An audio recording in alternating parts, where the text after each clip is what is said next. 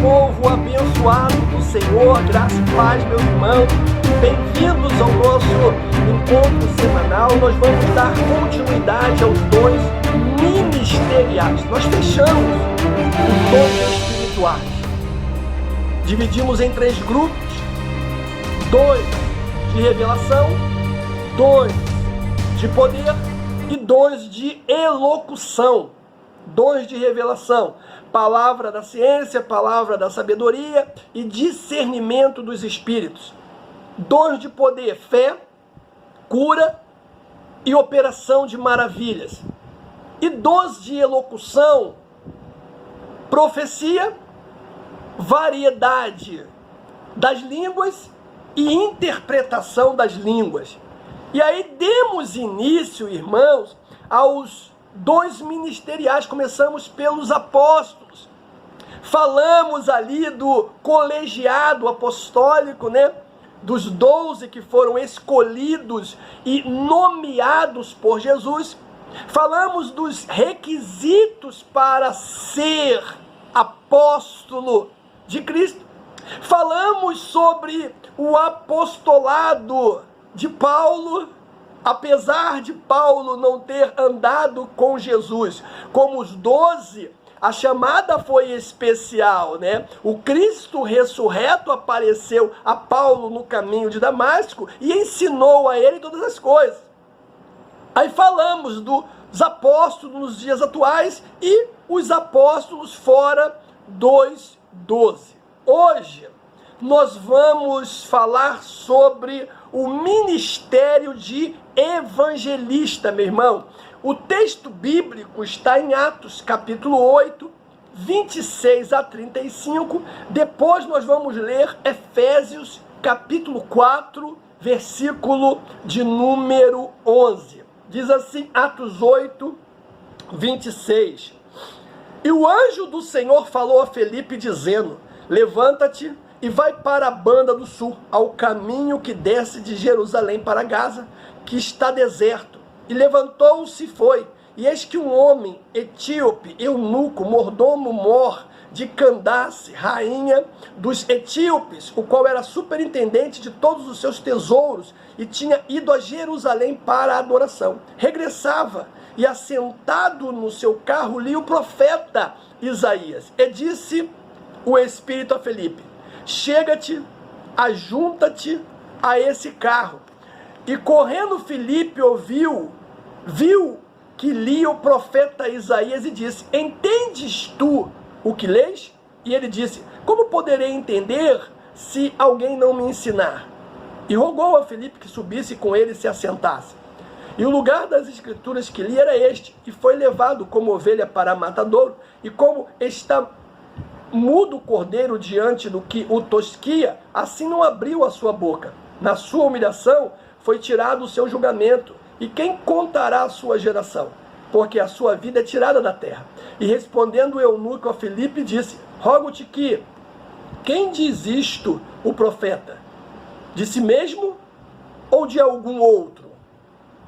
Então Felipe, abrindo a boca e começando nesta escritura, lhe anunciou Jesus Cristo. Agora, pula aí, meu irmão, Efésios capítulo 4, versículo de número 11, diz assim: e ele mesmo, né, deu uns para apóstolos, outros para profetas, outros para evangelistas, outros para pastores e outros para doutores, palavra do Senhor. Meu irmão, a grande tarefa da igreja no mundo é pregar o evangelho de Jesus Cristo de Nazaré. O ministério evangelista foi concedido por Deus para que, com graça e paixão, as pessoas fossem tocadas pela mensagem do evangelho, meu irmão. É um carisma, né, de ordem ministerial que Deus dispensou ao seu povo. É urgente, meu irmão, que a igreja no Brasil proclame o evangelho simples aos 4 cantos deste país, apontando para temas acerca da salvação, do perdão dos pecados em Jesus Cristo e do amor ao próximo. Nós temos para a nossa lição de hoje 3 objetivos, amados. Primeiro, é abordar a respeito do envio dos 70. Segundo, é refletir sobre a tarefa inacabada da grande comissão. E terceiro e último objetivo nosso, meu irmão, é indicar o papel do evangelista no Novo Testamento. Pois bem, quando se fala sobre evangelista, né, você lembra automaticamente de grandes homens de Deus que impactaram o mundo, né? Eu poderia aqui falar sobre Martinho Lutero, né? Eu poderia falar aqui sobre John Wesley, mas um evangelista vem à minha mente, irmãos, Charles Finney. E ele disse algo que é extraordinário. Ele disse que a maior necessidade dos nossos dias é o poder do alto. E ele está completamente, irmãos, certo nesse posicionamento. Certíssimo. Se tem uma coisa que nós precisamos nos nossos dias, nesses dias atuais, é justamente o poder do alto. Mas a história dele é sensacional. Diz que no dia 10 de outubro de 1821, enquanto ele orava sozinho num matagal, isso que é bacana, irmãos, é isso que chama a minha atenção, porque ele não está num culto de libertação, ele não está numa vigília a noite toda, ele não está no encontro de vasos, ele não está, irmãos, no matutino de poder, ele não está no monte, não, com os irmãos reunidos com a igreja, não. Ele está sozinho no matagal.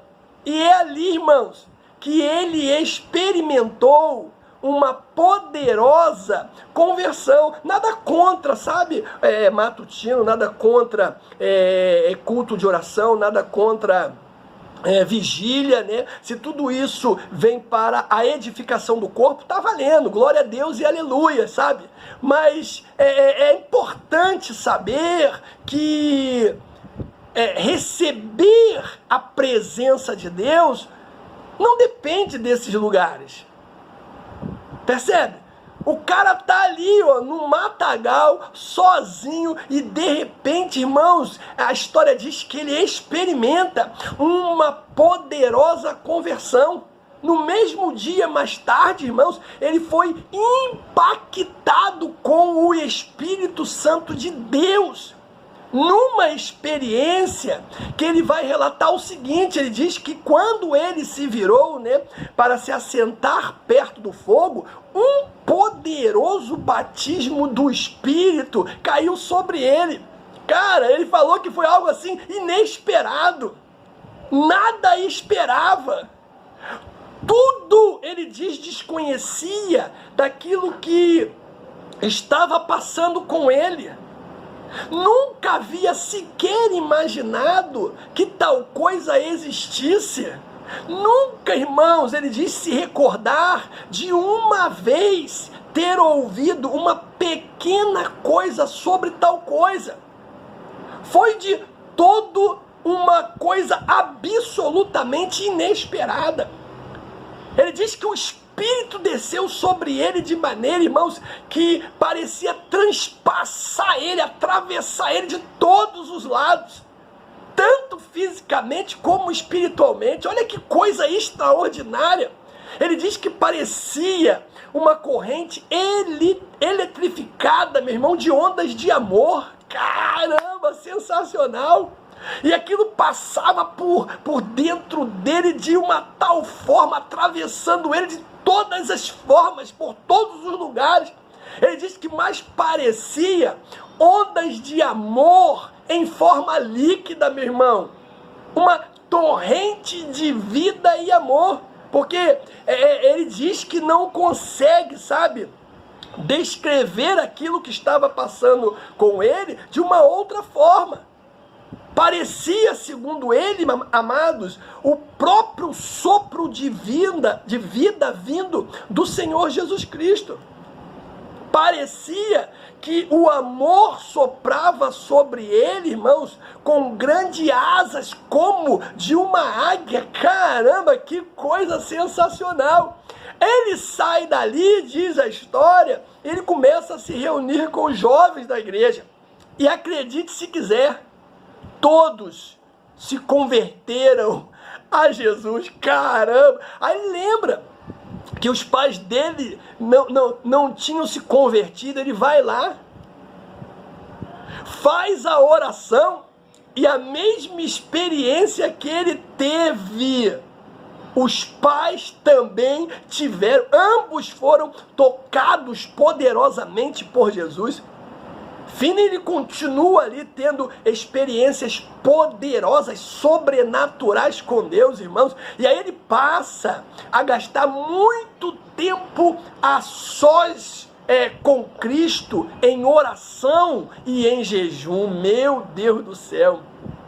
Começa a pregar, primeiro nas pequenas cidades e aldeias, depois nas grandes metrópoles. Ah, meu irmão, e aí ninguém mais segura Charles Finney, cara. O mundo, irmãos, foi poderosamente impactado com as mensagens desses caras, sabe? John Wesley, David Wilkerson, caramba, homens que impactaram a própria nação, o mundo, pregando apenas, meu amado, Jesus Cristo. Deixa eu te dizer algo sensacional. O ministério de evangelista, irmãos, é dado por Deus à igreja como um dom valioso.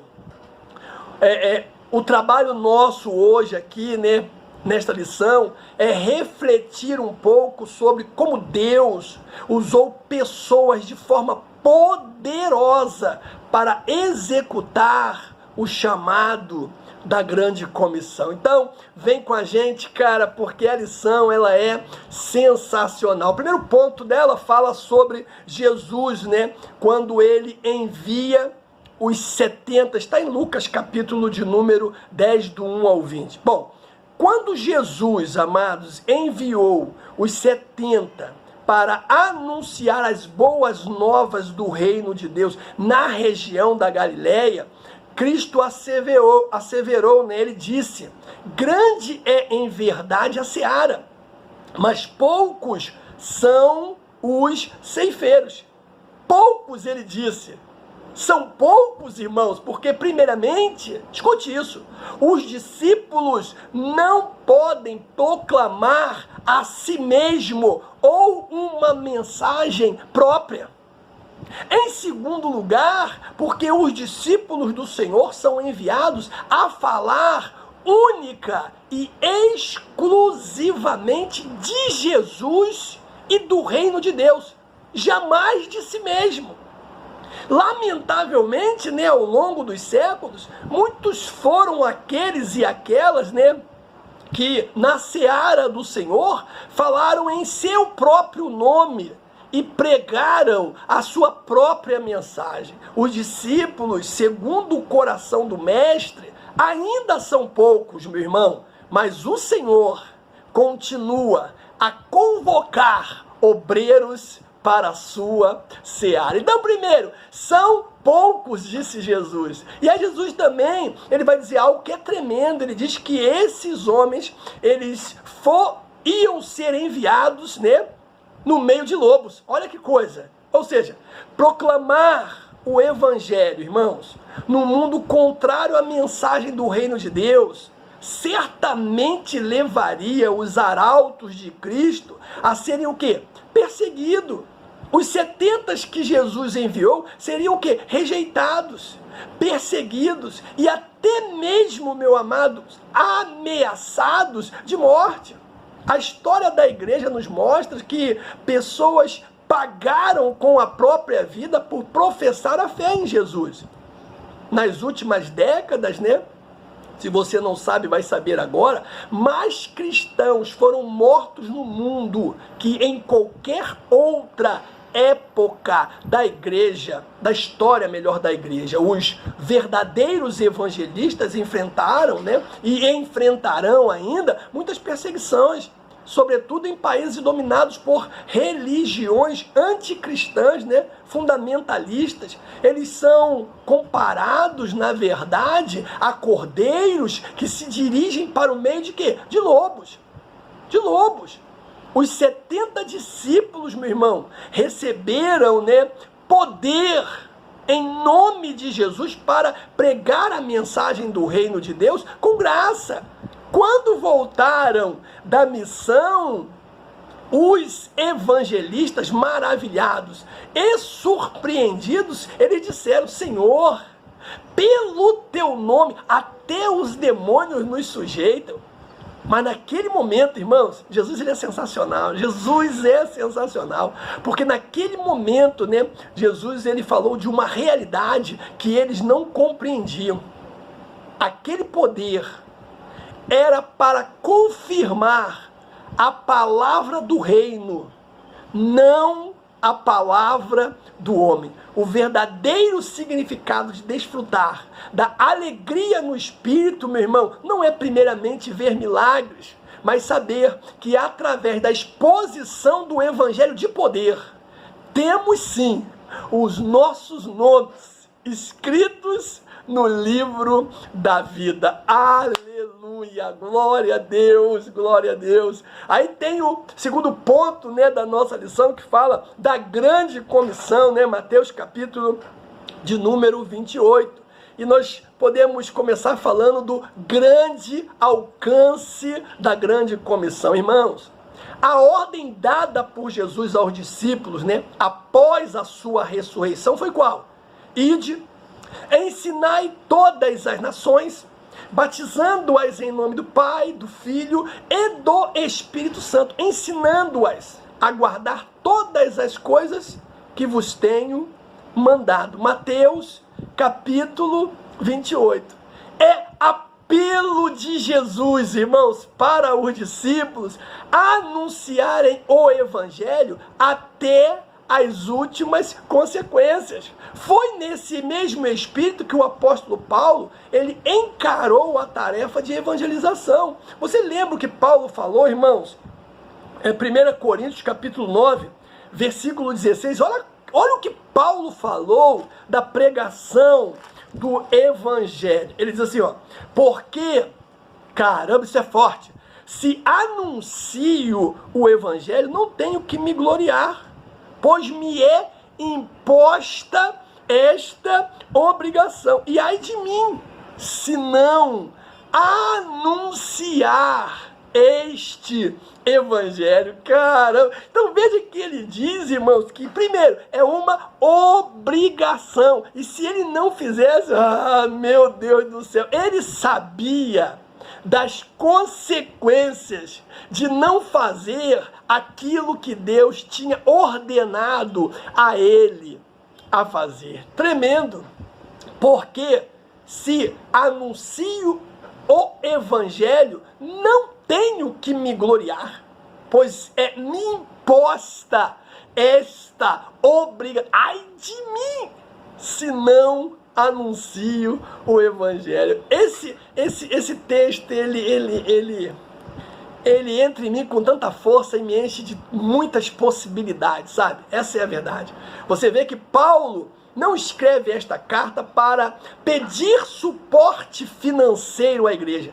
Ele chega até a dizer, irmão, que preferia morrer a ter que fazer aquilo, ou seja, fazer isso, né? Pedir dinheiro, dinheiro aos irmãos. A recompensa de Paulo não era financeira. Isso é que é bacana. Sua alegria, irmãos, o seu prazer, o seu contentamento era pregar o evangelho de Jesus. Ele diz, pois sobre mim pesa esta obrigação, porque ai de mim se não pregar o evangelho. Meu Deus do céu, meu Deus do céu. Outra coisa, irmãos, que nós não podemos esquecer, é que o mundo, ele estava dividido em dois grupos. O que diz a palavra? Quem crer e for batizado será salvo, mas quem não crer será condenado. Aqui, né, o evangelho ele vai destacar dois grupos de pessoas diante do quê? Da mensagem de Jesus, diante do evangelho de Cristo, né? Aqueles que estão acreditando ou aqueles que creem e aqueles que não acreditam. Acerca da salvação, os evangelhos não se preocupam, irmãos, com nacionalidade, sabe? Graças a Deus por isso. Com raça, sexo, condição socioeconômica do homem? Claro que não, nada a ver. Você lembra o que diz Paulo aos Gálatas, capítulo 3, versículo de número 28? Nisto não há judeu, olha que coisa linda. Nem grego, não há servo nem livre, não há macho nem fêmea, porque todos vós sois um em Cristo Jesus. Aí se você for em Romanos, que ele diz, não há judeu, não há gentio. Caramba, que coisa linda, irmãos. Toda a humanidade, irmãos, olha isso. Na visão, né, do evangelho, é carente da graça de Deus e precisa decidir o seu futuro eterno, crendo ou não no evangelho. Aí nós temos a grande comissão hoje, irmãos. Eu quero que você preste atenção nisso que eu vou falar aqui, que isso é importante também. A tarefa da evangelização do mundo, ela está inacabada. É isso mesmo que você ouviu, irmãos. Apenas 33% da população mundial é composta por cristãos de várias confissões de fé. Há regiões em que o número de cristãos está diminuindo, como na Europa. Recentemente, né, uma pesquisa feita na Alemanha diz que cerca de 340 igrejas, meu irmão, fecharam as portas. Que isso? 340 igrejas. Em Portugal, quase 300 igrejas fecharam as portas. Na Holanda, né, e a Inglaterra já são considerados países pós-cristãos. Ainda na Europa, cerca de 1.550 templos cristãos, meu irmão, foram transformados em mesquitas, restaurantes, bibliotecas e casas de show. Meu Deus do céu, irmãos, se a igreja não experimentar, escute isso, um real e poderoso avivamento espiritual em poucas décadas, a Europa se tornará num centro multireligioso, ou o cristianismo não mais a influenciará. Precisamos, irmãos, rápido, é urgente, é para esses dias, um poderoso derramar de poder sobre a igreja do Senhor. Meu Deus, precisamos, irmãos, evangelizar o continente europeu, cara. Aí nós temos o terceiro tópico da nossa lição, que fala do dom, né, ministerial de evangelista. Então vamos começar pelo conceito, né, irmãos? Bom, o termo evangelista, irmãos, deriva do verbo grego evangelizo. Isso é, transmitir boas novas. Como dom, refere-se àquele que é chamado para pregar o evangelho de Cristo, né? Isso foi concedido por Deus através de uma capacitação ministerial com o objetivo, meu irmão, de propagar o evangelho de Cristo para toda a humanidade. O evangelista, ele tem paixão, irmãos, pela salvação dos perdidos, sabe? Cara, é uma característica do evangelista, cara, ele é apaixonado por almas, meu irmão, muito apaixonado. Cara, aconteceu um fato muito engraçado, né? Eu encontrei um amigo e eu perguntei a ele, rapaz, tá sumido, não tem te visto na igreja? Ele falou, não vou mais não. Aí já viu, né, irmão? Começa a reclamar. Reclama daqui, reclama dali, reclama dali. Na verdade, ele nunca consegue observar que o problema não está no templo, né? Não está nos irmãos. O problema está nele. Ele é um problema seríssimo. Então ele comentou, mas, poxa, é muita demora as reuniões, pô, é quase meia hora de apelo. Aí eu falei pra ele, rapaz, tinha que ser 2 horas, cara. Quando você vê alguém convidando muito depois do culto as pessoas para aceitarem Jesus, cara, isso não deveria nos cansar. Porque tu vê na pessoa um apaixonado, meu irmão, por almas. O cara é tão apaixonado que ele fica ali insistindo, vem à frente, vem à frente, vem à frente. E quando vem, você vê a expressão de alegria no rosto, né, desses irmãos. Então, cara, o objetivo é justamente esse, propagar o evangelho de Cristo para toda a humanidade. O evangelista, ele tem sim, irmãos, paixão pela salvação dos perdidos. Se esmera por buscar da parte de Deus mensagens inspiradas para tocar o coração e quebrantar a alma dos pecadores. Meu Jesus, esse é o verdadeiro evangelista. Aí nós temos, né, dentro desse ponto, o papel do evangelista, irmãos, é pregar as boas novas para que vidas sejam alcançadas e conduzidas a Deus. Porém, pode acontecer, irmãos, que o evangelista, ele se torne o quê? Um plantador de igreja. Nós temos visto isso aí ocorrendo, né, em diversos lugares do Brasil e até mesmo do mundo. Aí nós temos a finalidade do ministério do evangelista. Irmãos, o que se espera do evangelista é a mesma coisa que se espera do apóstolo, sabe? Do profeta. E o que é? Que o fundamento do seu ministério seja Jesus Cristo. Isso é o que se espera do evangelista. Não pode, meu irmão, em hipótese alguma, haver outro fundamento. Outro aspecto importante, irmãos, é a habilidade que os evangelistas têm de transmitir as boas novas, né? Todas as vezes que esses irmãos que têm essa habilidade de transmitir as boas novas, eles estão fazendo isso, né? Eles precisam se fazer uma pergunta. Será que as pessoas que estão me ouvindo estão entendendo o que eu estou falando? Isso é importante. Isso eu preciso estar me questionando o tempo todo. Porque eu preciso ser entendido, né? Para que a mensagem surta o efeito, as pessoas precisam entender o que nós estamos falando. E isso vem através de quê? De busca, de oração, né? De consagração, né? Vem através dos dons espirituais. Então eu tenho que estar muito atento com relação a isso. Agora preste atenção numa coisa, irmãos.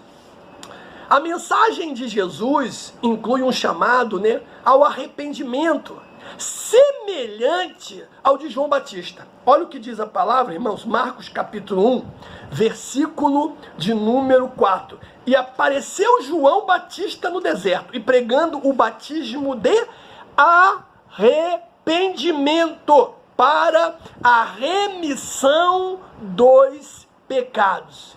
Vou repetir. A mensagem de Jesus inclui um chamado ao arrependimento semelhante ao de João Batista. Irmãos, existe um perigo de entender o arrependimento de uma forma estreita demais, sabe? Como muitos pregadores, né, evangélicos têm feito nesses dias. Nós temos que ter cuidado.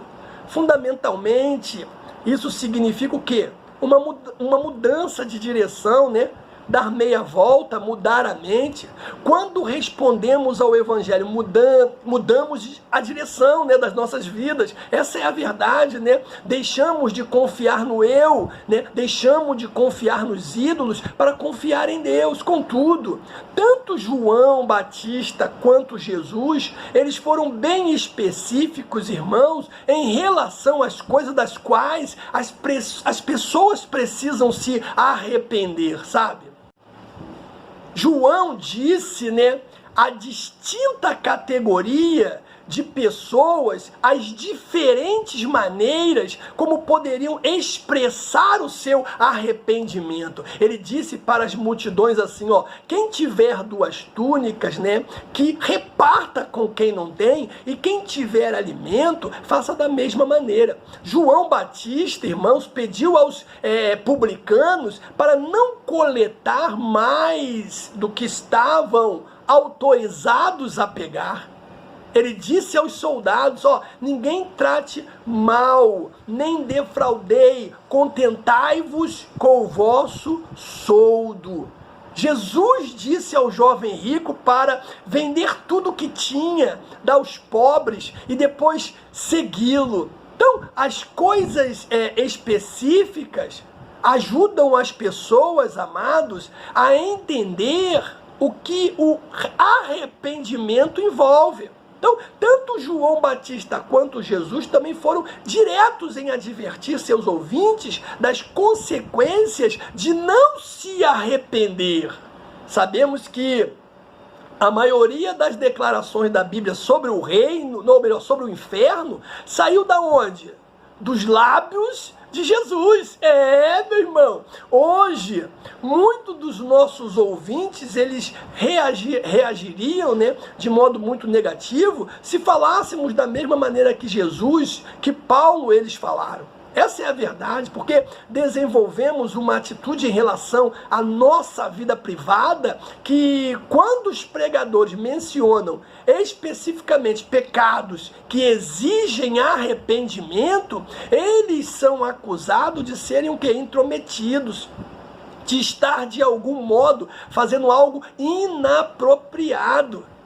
E os pregadores, irmãos, também desenvolveram uma atitude estranha, porque para transmitir a mensagem de arrependimento, de pecado, de conversão, irmãos, eles até pedem desculpas à igreja. Olha só, eu estou pedindo desculpas à igreja por estar fazendo aquilo que Deus me mandou fazer. Não, está repreendido, irmãos. Está repreendido no nome de Jesus. Nós precisamos ter cuidado. A mensagem das boas novas envolve pecado, arrependimento, sabe? A pessoa tem que sair desejosa de se converter a Cristo. E às vezes dói, né? Causa mal-estar. Essa é a verdade, mas tem que ser anunciada como Cristo enviou ao nosso coração. Então eu quero concluir, irmãos, a mensagem de hoje, a nossa lição de hoje, falando o seguinte: todos, né?